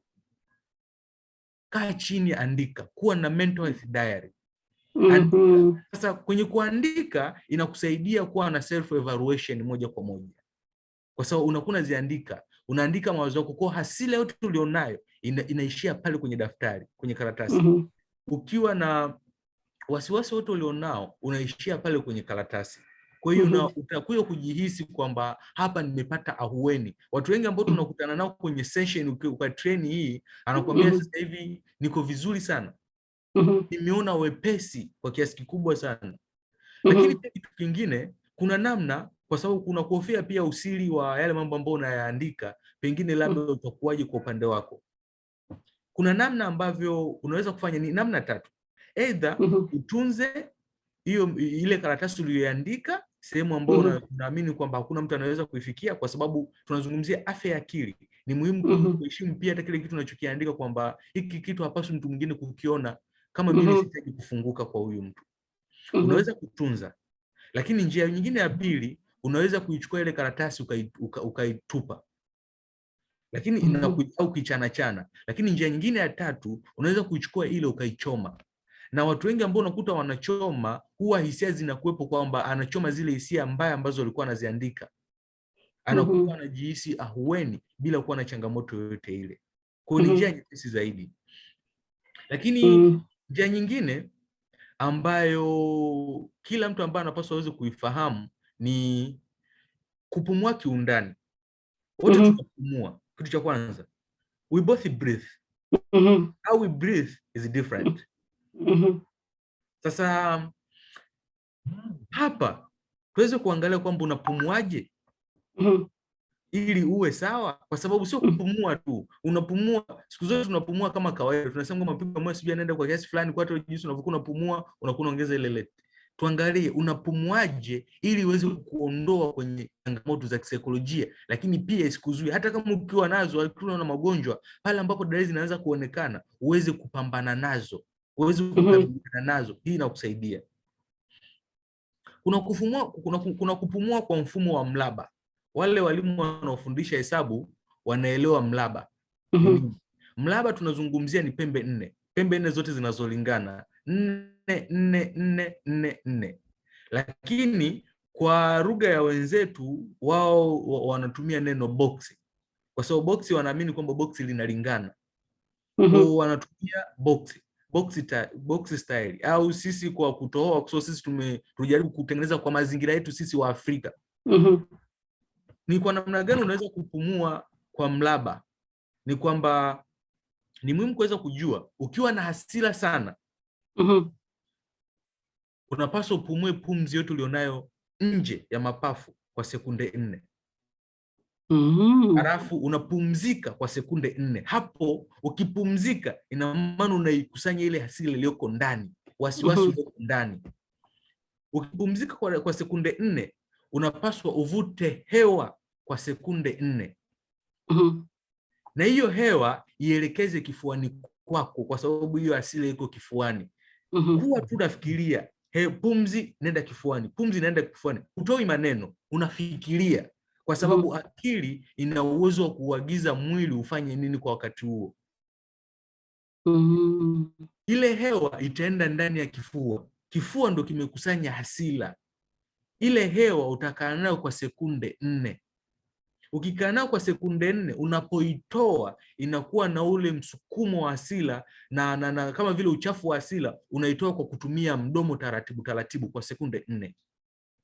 Ukifanya hivi mara 3, hata kama ulikuwa na hasira kiasi gani, unajihisi zimeshuka, na mwisho wa siku kifua kimekuwa chepesi.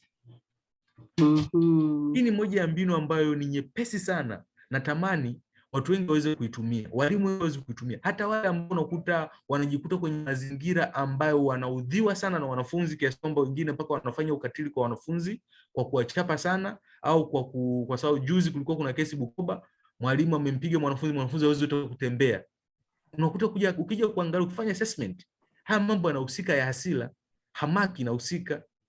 Lakini akifanya hivi, kwanza hakuna mwanafunzi atakayekugundua, hakuna mtu yote atakayekugundua kama unafanya hilo zoezi. Kwa sababu hilo zoezi uzuri wake, unaweza kufanya ukiwa unatembea, unaweza kufanya ukiwa umekaa, unaweza kufanya ukiwa umelala.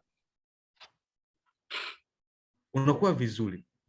Lakini kwa wale ambao wana uwezo mkubwa wa kukaa na pumzi ndani ya mapafu yao, wao kwenye hii deep breathing ambao ni upumuaji kiundani, wao wanaweza kutumia mbinu ambayo inaitwa 4-7-8.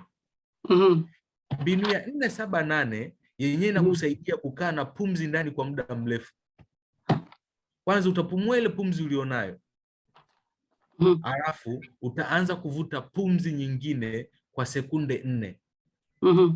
Ukivuta pumzi kwa sekunde 4, utakaa nayo ndani ya mapafu yako, unaihold ile pumzi kwa sekunde 7.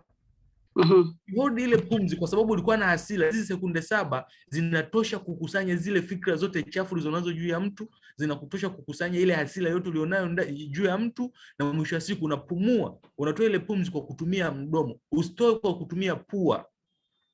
Unatoa kwa kutumia mdomo taratibu taratibu kwa sekunde 8.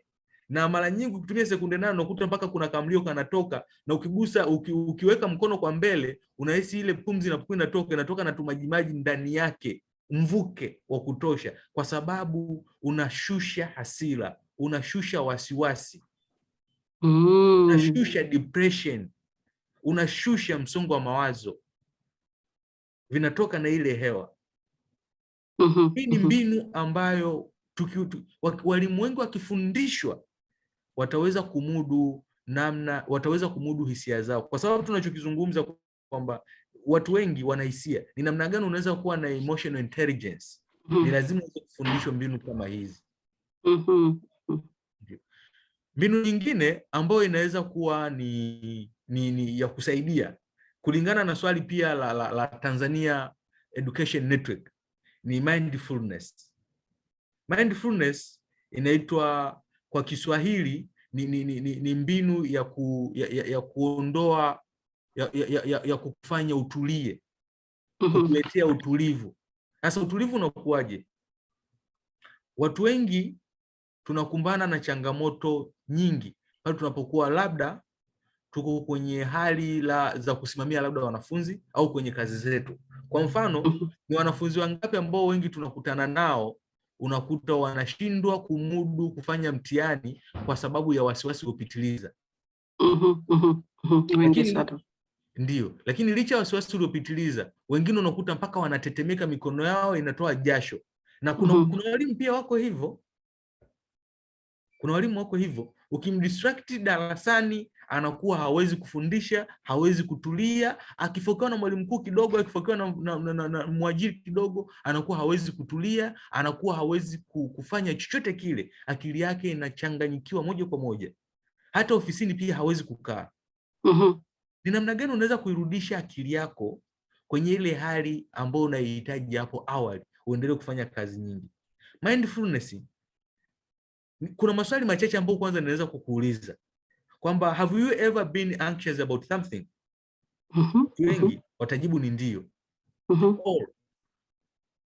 Loss of confidence during presenting in a crowd. Watu wengi watakwambia nishakuruzi, ni wakati mwingine napita sehemu nashindwa. Au wakati mwingine nakutana na watu 200 nashindwa kufanya kile kitu ambacho nimeenda kukifanya. Kuuliza kwamba what is the solution? Do you learn or get panic? Kuna watu wengine wanapata panic, wengine wana freeze, wengine wanazimia. Sasa ni kwa namna gani kukutana na hivi vitu? Hizo zote ni distraction. Kwenye daily activities, always akili inakuwa distracted. Na ikiwa distracted inakutengenezea confusion. Hizo confusion zinakutengenezea dysfunction kwenye shughuli zako za kila siku. Sasa je, uendelee kukaa ukiwa dysfunctional? Mindfulness na mbinu zingine nilizoanza kuzitaja, ukiondoa progressive muscle relaxation, ukiweka deep breathing, ukiweka mindfulness, ukiweka journaling, hizi mbinu zinakuondolea dysfunctional wakati uko kwenye eneo husika. Hapo unafanyaje? Kuna namna mbalimbali unaweza kufanya. Na lazima uelewe mindfulness is like a trick of playing with distracted thought and emotion and behavior. Na hii unaweza kuitumia pia kwa kutumia your 5 sensory of organs. Mindfulness. Kwa sababu ndo unakuta ziko distracted. Ni namna gani unaweza kuzitumia? Kwa mfano, uko sehemu umetulia, labda unafundisha, uko ndani ya darasa unafundisha wanafunzi. Alafu miongoni mwa wanafunzi ambao unaamini unajua huwa ni wakorofi, kwa bahati mbaya ndo anakuja kuanzisha chokochoko ya kukufanya wewe hisia zako ziweze kuamka. Ni namna gani unaweza kuzikwepa au kukwepa ule uchokozi ambao huyo mwanafunzi ameuanzisha? Unaweza kutumia macho yako kuweza kuobserve vitu vitano vilivyoko mbele yako. Hapo unaanza kumuondoa yeye kwenye fikra zako. Unatumia one of your 5 senses. Yes, nimekuambia hii tunaita kwamba a trick of playing with distracted mind, with distracted thoughts, distracted emotions, distracted behavior. A trick. Ukianza kuangalia mle ndani, yeye anakuondoka akilini, kwa sababu utawaza dawati. Kuna mwanafunzi amevaa shati nyeupe, amevaa suruali ya blue. Hivyo ni vitu vitatu tayari umevitaja. Labda ukuta ni wa rangi nyeupe na ni mgumu. Hivyo kitu cha 4 umekitaja. Unakuja unataja labda kuna wavulana na wasichana, wanafunzi. Hivyo ni vitu vitatu umevitaja. Ile concentration yako kwenye vile vitu inakuondoa kwenye concentration ya huyu mwanafunzi. Hii ni training ambayo kila mwalimu akiipata hataweza kutumia emotions kwenye masuala ya kutoa decisions. Lakini tunakuja kuangalia, kwa mfano, ni sauti ngapi ambazo unazisikia ukiwa umetulia, ukaanza kutumia sikio lako kuweza kusikiliza sauti. Kwa mfano, mimi hapa niko ofisini, lazima nisikie sauti 4. Tunaanza kutafuta sasa sauti 4 ziko wapi. Kwanza mimi niko kwenye ofisi ambao nakusikiliza sauti yako ukiwa unanipokea kitu unachokiongea, lakini licha hivyo najisikia mimi mwenyewe jinsi ninavyoongea. Lakini pia niko kwenye ofisi ambao chini pembeni magari yanapita, kwa unasikia milio ya magari. Nikiacha hivyo, sasa hivi ni muda ambao ninasikia concentration ya wale wadudu ambao unakuta usiku huwa wanatoa milio. Hizo ni sauti nne nimezisikia. Ukituliza sikio lako, yule mwanafunzi humuoni tena kwenye akili yako, humsikii tena. Tunakuja kwenye pua. Tunatumia 5 senses of organs. Tunakuja kwenye pua. Labda pua sasa hivi inanusa harufu ngapi? Tunaweza kutambua harufu 3 zilizopo maeneo ambayo uliopo wewe. Kuna watu ambao utaanza kusikia ukiconcentrate ukawa unazitafuta harufu, utasikia kuna harufu ya vumbi inakuja. Husikia hunusi mwanafunzi, humnusi yule mwanafunzi aliyekudistract, unanusa vumbi. Tayari umeshamuondoa kwenye fikra zako, kwa sababu unawaza pua na harufu. Unaanza kusikia, unaanza kunusa harufu ya perfume labda uliojipulizia, harufu ya deodorant uliojipaka au uliojiwekea. Unaanza kusikia harufu za manukato mbalimbali ambao wanafunzi wameweza kujipaka, ambao huwezi kuyatofautisha kwa sababu ni mengi.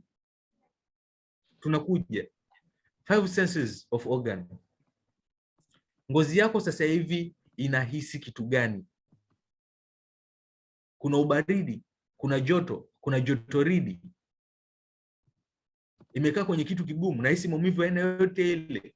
Ukiconcentrate kwenye hivyo vitu, hizi distraction ambazo zimekuja hutaweza kuzisikia wala hutaweza. And sorry, just to interrupt you, Bosco, this is really muhimu sana kwa sababu umetusaidia na practical strategies. Umeongea mambo ya exercise, umeongea mambo ya kupumua, hiyo mambo ya breathe in 4 seconds, breathe out.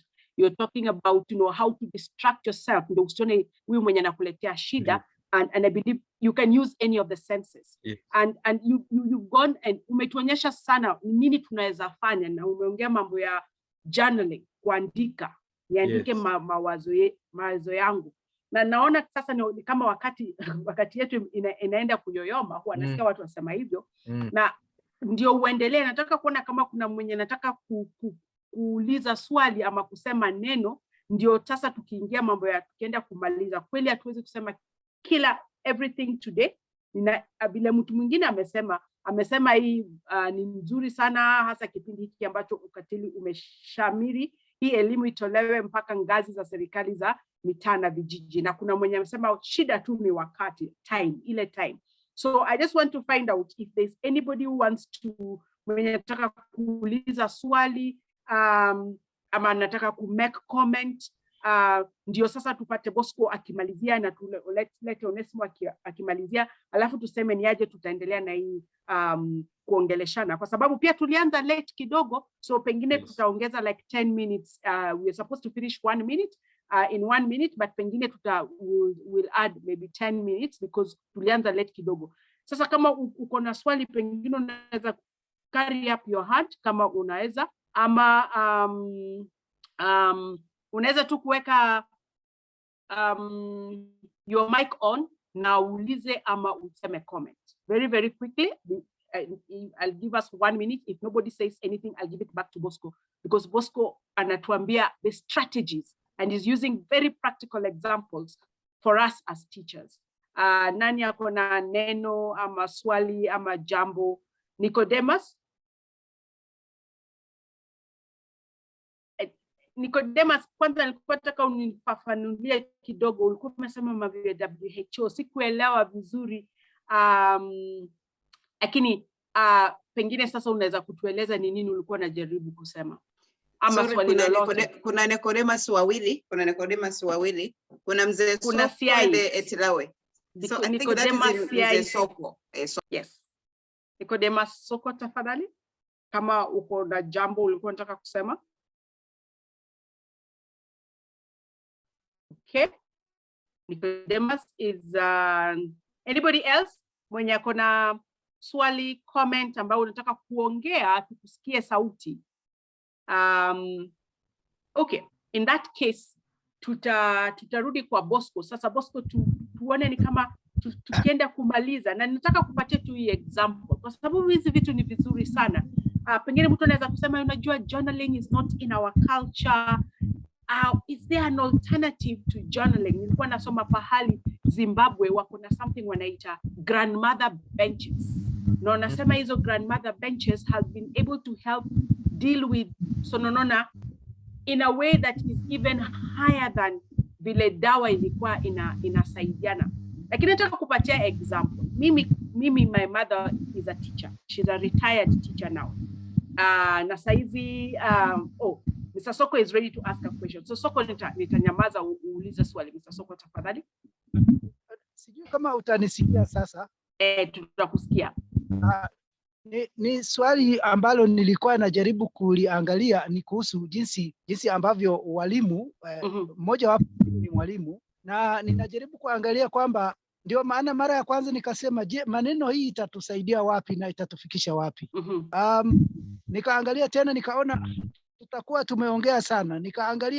Nikaona kwamba tumechukua kazi ya madaktari tena. Nikaangalia ni kweli mshauri wetu huyu amefanya vizuri sana.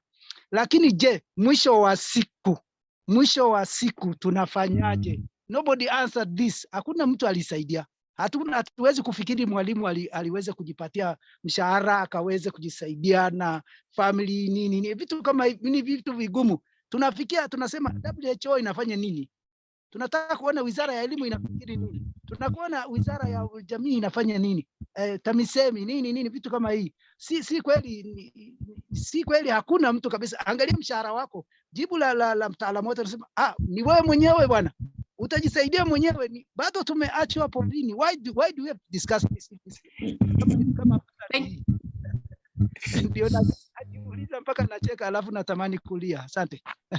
Pole sana Soko, na hiyo nakusikia hapo, lakini I think yenye tulichukua unajua ukiwa na topic ya discussion inaweza kuwa na different, inaweza kuiendeleza tofauti, lakini vile tulianza na Onesmo tulisema kwamba tunataka kuangalia ile maneno yale tunaweza kufanya sisi wenyewe. Vile Onesmo alisema changamoto ziko na tuwezi kukimbia, kwa sababu for example umesema mambo ya mshahara. Kweli mshahara ni shida, na nadhani sisi wenye tuko hapa teammates na wengine ama walimu wenyewe mnakuwa na nafasi ya kuongea mambo ya mshahara itaongezwa nini, lakini unasema wakati huu ambao mshahara haijaongezwa na inakupatia stress, ni vipi unaweza kujisaidia? Ni nini unaweza kufanya ndio hiyo stress ya kuwa na mshahara ndogo isikufanye ukue mgonjwa? Ukiwa mgonjwa basi pia pengine utaachishwa kazi, alafu itakuwa hata problem kubwa. So sasa hizi nadhani vile tumeendeleza hizi swali, tunaiendeleza tukikuwa conscious kwamba kweli there are challenges. Workload, pengine watoto ni wengi wenye unafundisha, ile kazi unafanya shule ni nyingi, na tukiangalia mambo yetu in the context of Africa, teaching, the workload especially is very high. Possibility, ile probability ya kuwa na burnout is very high. Pengine unatembea watoto wako na njaa, wewe pengine pia. Nitakupatia example, alafu ndio sasa hata Bosco to comment on what you said. Indeed, there are things other institutions can do, but I believe the context here was taking into account the reality where we work. How can we better manage that reality? I'll give you an example. Ndio Bosco aingie. Mimi mamangu ni mwalimu. When I was growing up, now she's retired.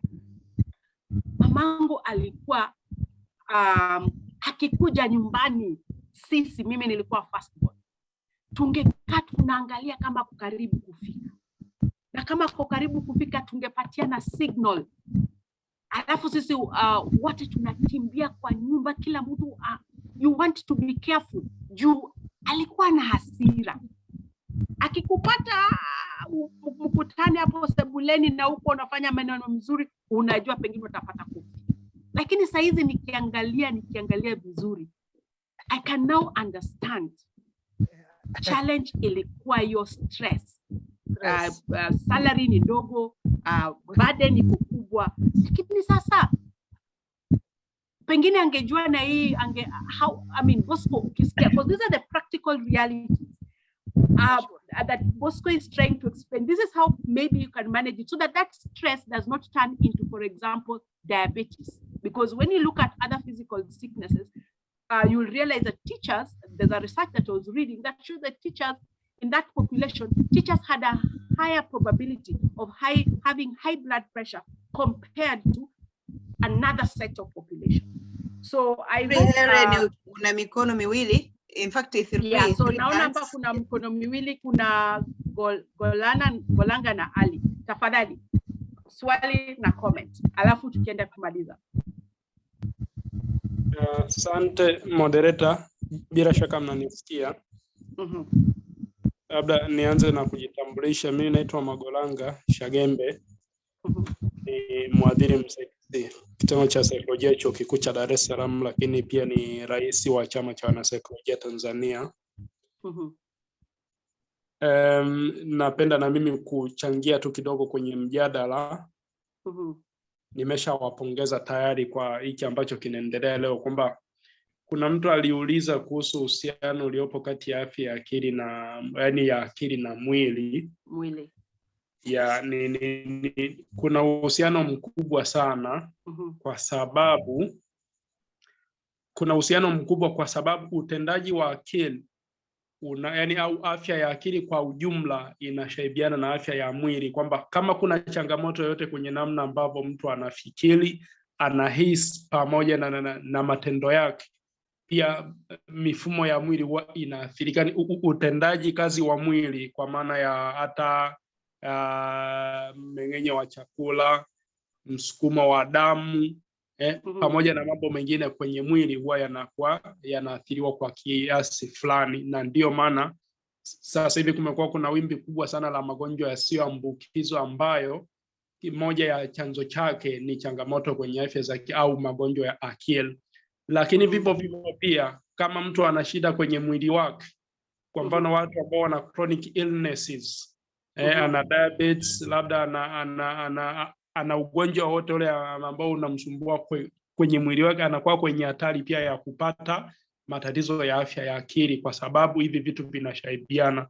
Na ndio maana sasa nakuja kwenye pointi ya pili. Kuna mtu amesema kwamba hiki tunachokizungumza leo, yani badala labda ya kumwangalia mwalimu kwenye issue za mishabu, ili mwalimu aweze kufanya kazi yake vizuri. We know that kila mtu, yani kila semani we have challenges ambazo tunatakiwa kukabiliana nazo kila siku, kama ambavyo nadhani Onesimo alielezea vizuri sana pale mwanzo kwamba afya ya akili ni kwa ajili ya kila mtu. Sasa tunapokuja sasa in education, even the teachers pamoja na kazi nzuri ambao wanaifanya, ila hawawezi kuifanya vizuri kama afya yao ya akili haiko sawa, kwa sababu kwanza inaweza kupelekea labda hata ile performance yao au kila ambacho tunatarajia wangekiweza kukideliver wakiwa wana akili ambao changamoto, kinaweza kikashuka. Lakini pia mahusiano yao pia na sio tu mahusiano yao na wanafunzi, lakini mahusiano yao pamoja na staff wengine, kwa sababu ndio maana kuna watu wengine just a small issue haihusiani kabisa na kila ambacho wewe ulikifanya, ni kwa sababu ana underline issue ambayo ilikuwa inamkabili, pengine inatokana na maisha yake mengine nje kabisa ya mazingira ya shule.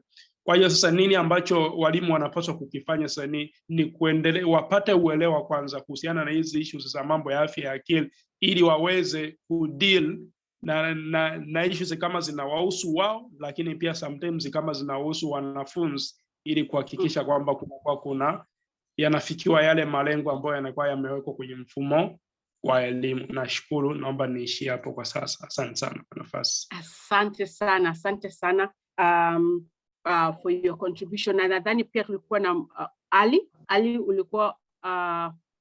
ulikuwa na swali ama comment. To make it very brief, maybe 1 minute, so that we give the other person Asante. Jina yangu naitwa Mohamed Ali kutoka shirika Tanzania Building Organization, mkurugenzi mtendaji. Kwa haraka nilikuwa na mchango wa maoni, nimemsikiliza vizuri sana kila mmoja, ikiwemo pia wewe pamoja na Mr. Onesmo, na kitu kikubwa ambacho pia nimemsikiliza pia Mr. Soko ya, na kitu ambacho cha muhimu sana ambacho nimejua na kufahamu kwamba ni kweli, pamoja na kwamba kuna haja ya kuboresha mazingira yanayowazunguka walimu, yanayozunguka kila mtu, lakini kuna haja ya kila mtu binafsi kujishughulikia, kuacha mishahara, kuacha kuboresha mazingira, nyumba, sijui nini, lakini kuna haja ya kila mtu kujishughulikia, kwa sababu ukiangalia visababishi vinachochea. Kwa mfano, mtu anaweza kuwa na mshahara mzuri lakini amekoruzana na mwenza wake kama na familia, inampelekea depression. Je, huyo mtu atahitaji tena mshahara? Kwa hiyo nimeona kwamba kuna umuhimu mkubwa sana kwa tunapozungumzia walimu, kama alivyosema msemaji wa kwanza, kwamba kuna haja ya walimu kufunzwa, yani apart from other environment, mazingira mengine kama kuboreshewa mshahara na nini, lakini kuna haja ya kupewa mafunzo ili wao peke yao wajue namna gani ya kuweza kuhandle. Kama nilivyosema awali kwamba kuna haja ya mtu mmoja apart from kumtengenezea mazingira, kuna mtu binafsi yeye kama yeye ni lazima ajue namna gani anaweza kahandle. Unaweza kuwa na maisha mazuri kwa kuongeza mshahara, lakini still the challenges will be there. Kwa hiyo kuna haja ya kila mmoja kujua namna gani ya can handle this. Nashukuru sana kwa dakika, naona muda umeisha. Asante sana. Sasa tunafika wakati karibu tufunge sasa kwa sababu ya wakati, lakini kile ninasikia ni kwamba hii kile tunasema hii kuongeleshana, hii conversation ni muhimu sana, na ni kitu itabidi tuendelee nayo in our own creative spaces through the CSOs, the NGOs, and also as put across by Nico, and the issue of research. I, for example, referred to research from another country, lakini ni muhimu pia mambo ya research. I mean, other institutions should come in so that research is taken care of. But I think nataka kurudisha kwa Bosco, pengine ukimalizia, what would you want to finish with as the parting shot? Important information, information that you'd like to pass on to the teachers as parting shot, because you tu wale walimu wako hapa. I believe this recording will be shared with other teachers. Sasa pamoja na kutoa baadhi ya mbinu, kwa sababu sijamaliza zote, ni muhimu kuweza kujua.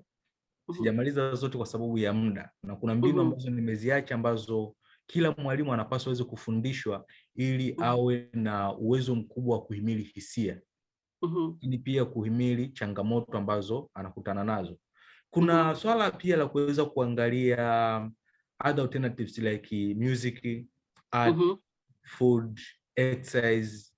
Tunakuja kuangalia views, world views, kwa mfano water, if you get chance to go somewhere where there is board view, water board view ambayo ni nzuri, itakusaidia. Kuna green, kuna watu wanaishi sehemu ambayo hakuna green, na green ni muhimu sana kwenye macho ya binadamu kwa mtu ambaye anapitia changamoto za akili. Lakini pia what kind of food can we take at our home when we have stress? Wengi hatufahamu kwamba mimi na stress nitaenda kunywa pombe, tunaita negative coping mechanisms. Lakini stress haziondolewi na pombe, ile ni negative per time. Tunakuja kuzungumzia ulaji wa ndizi. Ulaji wa ndizi nyingi unasaidia kuweza ku eradicate zile changamoto, zile stress tulizonazo kichwani, ule mfadhaiko, we call it mfadhaiko, overwhelming. Inasaidia kureduce. Avocado inasaidia. Kula vyakula ambavyo vina vingi vyenye omega 3 like fish, seafood, spinach, chocolate, orange, papaya, pineapple. Haya ni aina ya vyakula ambavyo vinakusaidia wewe kuweza kucope na overwhelming, ule mfadhaiko. Lakini kula green leaf zinasaidia sana kuweza kucope. Ukiwa na uko overwhelmed, ukapata hivi vitu, wanakuambia ukitumia for 4 months as a research, kama ulikuwa unasumbuliwa labda na sonona kwa kiasi kikubwa, ita reduce. Sasa kama itafikia 4 months, ina maana inaweza kudevelop kwa ni kubwa zaidi. Wakati unapata msaada, kwa mfano mwanasaikolojia, na ukapata nafasi ya kula vyakula kama hivi, vinakuwa ni best coping mechanism na unakuja kuwa vizuri. Lakini kwa mfano wale ambao wana talanta, ukiimba, ukichola vile vitu ambavyo unaviwaza kichwani, ukavipresent kwa njia ya mchoro, sio kacha yetu. Kumbuka mental health kila mtu anayo, na vitu vingi tunavyovifanya, hata education ya mental health sio kacha yetu pia. Kwa kila kitu ambacho sasa hivi tunapaswa tukifanye ni adaptation. Kusoma kukaa darasani sio kacha yetu. Unasema kwamba mindfulness mbona kama imekaa kizungu, kitu imekaa kizungu. Everything vitu vingi tunavyovifanya asilimia kubwa viko kizungu. Kwa hiyo we have to adapt every positive mechanisms, lakini kwa kutumia culture zetu. Tuna modify according to our culture.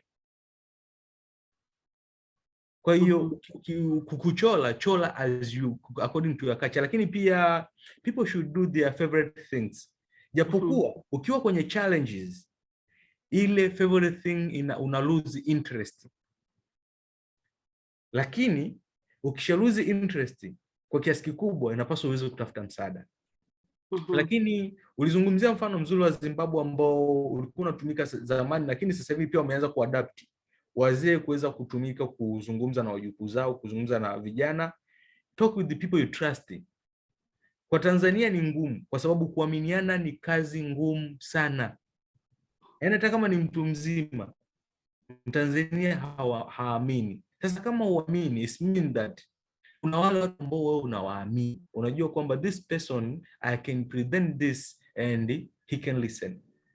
Nenda kazungumze naye. Uko overwhelmed, talk with him. Lakini kama uwezi, kuna namna pia unaweza kufundishwa ukaweza kuongea wewe mwenyewe na kila kitu kikakaa vizuri. Kwa matter of the time inabidi niweze kuheshimu, lakini tukipata nafasi ya kufanya training kwa ajili tu ya hizi peke yake, you will get a lot. And you know how to talk with yourself without talking with the others and keeping yourself safe. Lakini pata time ya kupumzika na kulala. And if you fail all of those, find a help from a profession. Itakusaidia. It's what I can recommend. Interesting. Very, very practical things tumelewa kwa sababu, for example, type of food yenye tunaweza kula ndio it boosts our mental health. Yes. Activities, different activities. So it's up to me ndio nijue ni gani nitafanya na ninaweza fanya within my context. Yeah. So because of time, ninaona hapa if you have your final comments, please type them, but we are going back to Onesmo pale tulianzia. Onesmo, tukimalizia, what is your parting shot? What is your parting shot to us teachers? Ni nini unaweza kutuacha nayo ili tukienda nyumbani from all these things that we've talked about today? Asante, umeme mkatika huku na mnioni lakini mnanisikia. Mimi ni finalize kwamba huyo aliyesema what maneno baada ya hapo ni nini, mimi nahisi pawepo muendelezo, kwa sababu hii kama aliyosema maneno tu ya leo inawezekana kila mtu akaishia hapo.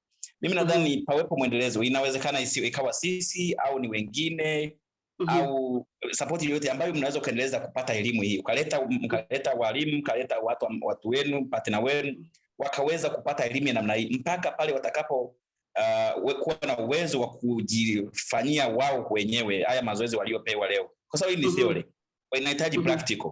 Mkiwaita saikolojia wakafundisha vitu hivi, hata hivyo ni online, ni physical. Kwa upande wetu tuko very flexible. Tunaweza tuka-arrange vitu vya namna hii. Then I think inabidi muendeleze hii. Inawezekana ikawa ni sisi au watu wengine, lakini muendeleze ili kuwapa motisha hao ambao wameshakata tamaa kwamba sasa tunaongea yanaishia wapi. Serikali hivyo, wadau hivyo, sisi wenyewe ndio kwa hiyo lazima tuweze kutoa elimu ya namna hii. Pawepo muendelezo fulani ambao mnaweza mkawasaidia hawa washirika wenu. Thank you very much. Thank you very much. Na nadhani chenye pia unasema kwa part of dealing with mental health, kama inawezekana kutafuta usaidizi, asking for help. Yes.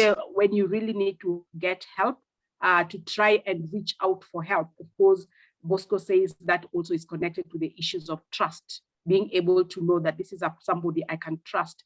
And as you said, the education system, indeed, the education system, the structures, whether it is a leadership, whether it's the community of teachers that we're working with, we look for opportunities for more engaging conversations that can allow us to practice some of these things practically, even two in a short way, in the staff room, maybe for 40 minutes, 1 hour, it will really, really help.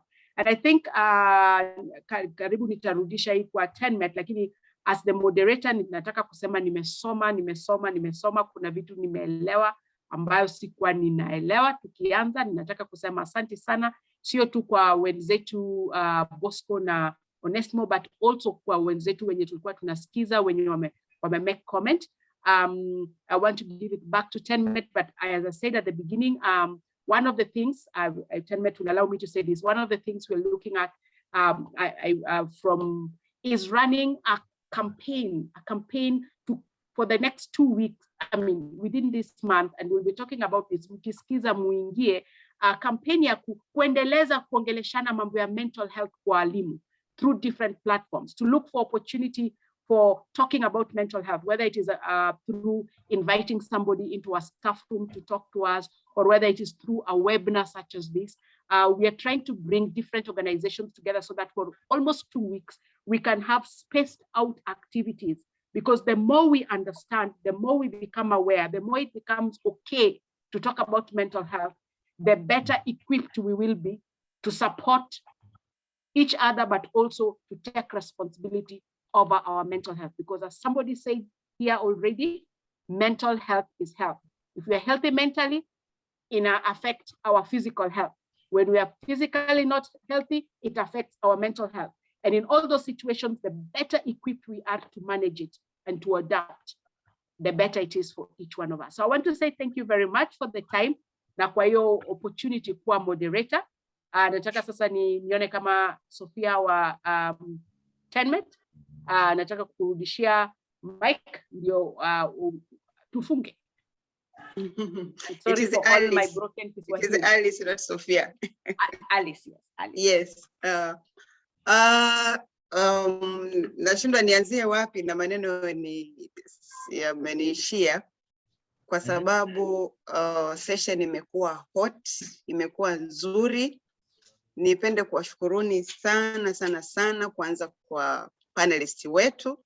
Asanteni kwa sababu mimi mwenyewe imetufikirisha sana kwenye group letu la 10 Met. Hapo tulikuwa tuna chat na watu ambao wapo, ni kwamba umetufungua na tumekuwa excited, lakini pia tukushukuru Dr. kwa muda wako. Asante sana, siku zote umekuwa na 10 Met bega kwa bega. Thank you so much. Thank you sana. Ila niseme kwa sababu mambo mengi yalikuwa yakisemwa na wadau, tumewapa muda ili waweze kuongea kwa sababu ni muda ambao tumewatengenezea wao. Ni kwamba tumeanza. Huu ni mwanzo, kwa sababu kila jambo lazima liwe na mwanzo, na kama mnakumbuka tulivyokuwa tunaanza, hata Onesmo mwenyewe amesema kwamba at least sasa hivi watu wameanza kusema, kwa sababu hata huko nyuma watu walikuwa hawasemi issue inayohusiana na mental health. Sasa kama 10 Met ambavyo tulikuwa tunaongea Dr. kwamba in fact sio 10 Met peke yake, hata ukiangalia kwa East Africa, I remember in our EOL group also kuna mtu alikomenta akasema this issue, when you shared something about mental health, akasema this issue is not talked anywhere, it's an agenda which we have to carry as a civil society organization. Kwa hiyo sasa 10 Met tumeanza kuibeba kama 10 Met, na kuna mtu alikomenti pale akasema je, mapolisi and all that, lakini sasa 10 Met sisi tutaanza kuangalia kama wadau wa elimu. Kama wadau wa elimu tumeanza na nani? Tumeanza na mwalimu. Na kwa sababu gani tumeanza na mwalimu? Huu mwezi ndo tunajikumbusha kuhusu mwalimu, kwa sababu tarehe 10 tarehe 10? No, tarehe 5, sorry. Huu mwezi una mambo mengi, una tarehe 10 ya mental health, una tarehe 5 ya mwalimu, una tarehe 11 ya mtoto wa kike. Girl child, yeah. Yes. Kwa hiyo tarehe 5 ile bado huu mwezi tunaendelea kumwangalia mwalimu, na kama ulivyosema Dokta kwamba mkutano wa UNGA wa UN transforming education, we want to transform education. Nakumbuka kuna mdau mmoja nadhani alikuwa, sikumbuki ni nchi gani, lakini as I was listening, sio mataifa mengi yaliongea kuhusu mwalimu. I think Doctor, you are also listening, you can prove me right or wrong. Sio watu wengi kwenye presentations zao, and if I'm not mistaken, hata Tanzania sikusikia component iliyokuwa na mhusu mwalimu, unaona. Lakini mwalimu kama tulivyokuwa kama ambavyo tumepewa theme ya mwaka huu kwamba ndo moyo wa transformation, wa recovery in fact, unaona. Lakini sasa huu moyo kama attainment ndio tumeanza sasa kuangalia kwamba huu moyo tunaangalia. Kwanza tuangalie part ya mental health. Lakini maybe for your information, leo hatakuwa na walimu peke yake, tumewarari hata civil society organizations ambao wanafanya advocacy, wanafanya interventions kwenye ground. Unaona, kwa we have just started, na naomba nimuondoe hofu CI. Umeanza kazi kubwa itakuwa ni kwa sababu issue zilizotokeza zimejitokeza, issue ya kuna mdau ametoa experience kwamba it is Onesimo kwamba at least kila shule inatakiwa ina mwanasaikolojia, of which we don't have, and that goes with the budget allocation. But not only budget allocation, it goes with the sensitivity. Unaona how sensitive the education budget is, and you cannot be sensitive to something which you don't know. You see, so now the awareness has to be raised with the attainment. Who is attainment? The secretariat will start with it, advocating for budget allocation, for including the issue ya mental health kwenye zile local education groups. Lakini mwana attainment ambaye yuko kwenye ground, if you utakuwa na hii knowledge, ukishakuwa na hii knowledge tayari now you can speak the language kwenye locality yako ambako utakuwa. Kwa hiyo tuseme kwamba kwa Kiswahili tuseme kwamba aluta continue ndio tumeanza, na uzuri tuna partners kama nilivyosema kwamba tuna mental health wako tayari kujitoa. Leo wamejitoa muda wao, wametoa resources zao wenyewe, tutafanya nao kazi. Kwa hiyo kwa mfano attainment, kama tuna platforms nyingi, the IQEC kama mlivyoona, the EU Quality Education Conference, lakini now we'll be preparing for the Global Action Week. You see, those are the platforms ambazo tunaweza kuendelea ku amplify issue ya mental health. Lakini otherwise discussion itaendelea, na kama ulivyosema Helen, kupitia EduTalk, kupitia platforms we as Tanzania but also as East Africa. Otherwise tutaendelea kuongea sana na sana, naweza nikaongea zaidi ya hapo, na watu wengi wameondoka nadhani, na bando linakata and all that. Tuwashukuru sana, na tutawajuzeni tena hapo baadaye, tutakuja kuwa na sessions kama hizi ni wakati mwingine lini. Asanteni sana, asante sana, na niombe labda kama kuna mwana attainment ambaye ana comment kutoka secretariat, otherwise tuache watu waendelee, na tuna apologize tumechukua siku yenu ya siku ya mapumziko, lakini kazi inabidi iendelee. Asanteni sana. Asante. Thank you very much. See you around. Thank you very much.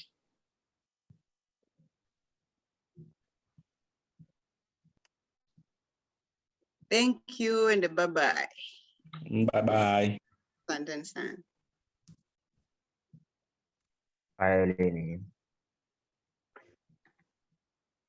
Naweza kuwasha video kidogo kama uko mahali pazuri tukaonana.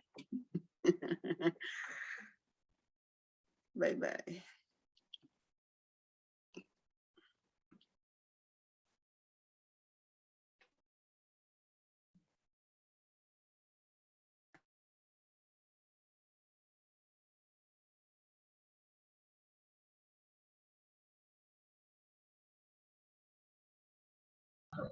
Bye bye.